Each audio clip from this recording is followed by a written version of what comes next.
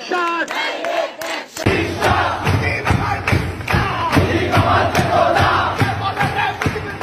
আন্দোলনকারীদের সকল দাবি মানার পরও যখন এক দফা দাবি এসেছে তখন ক্লিয়ার হয়ে গেছে যে স্বাধীনতার পক্ষের শক্তিকে পরাজিত করে ৭১-এর পরাজিত শক্তি রাষ্ট্রীয় ক্ষমতায় আসতে চায়।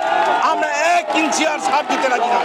কোঠা আন্দোলনকারী সাধারণ ছাত্রছাত্রীদের মাঝে ঢুকে জামাত শিবির যে তাণ্ডবলীলা চালাচ্ছে, বিএনপির ভোগপুল্লা যে তাণ্ডবলীলা চালাচ্ছে, তারেক যে তাণ্ডবলীলা চালাচ্ছে, আমরা সেটার হতে দেব না। আমরা রাজপথে আছি, রাজপথে থাকবো। সাধারণ ছাত্রছাত্রীদের উদ্দেশ্যে বলবো, তোমরা ঘরে থাকো। এই জামাত শিবির, জামাত, বিএনপি যদি কোন রকম চালাও পোড়াও রাজপথে এসে আমরা রক্ত দিব, জীবন দেব, আমরা রাজপথ ছাড়বো না। আমরা রাজপথে থাকবো যতদিন পর্যন্ত এই মিরপুরে বিএনপি জামাতের কোনো আস্তানা আমরা রাখতে দেব না।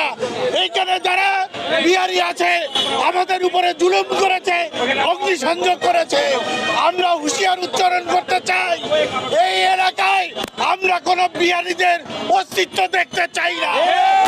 আমরা আজকে মুক্তিযুদ্ধের সপক্ষে শক্তি, আমরা একসাথে আছি, আমাদের নেতারা সব এক হয়েছে। আমরা রাজপথে জনগণ বিহারী আমরা অবস্থান নিচ্ছি, চ্যালেঞ্জ মোকাবেলার জন্য আমরা প্রস্তুত আছি।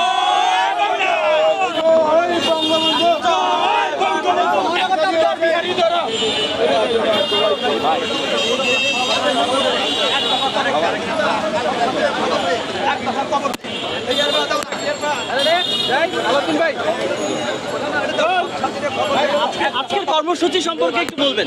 আজকে আমাদের কর্মসূচি, আমরা এতদিন অপেক্ষা করেছি, আমরা রাজপথে একটা নিরাপদ দূরত্ব থেকে শান্তি শৃঙ্খলা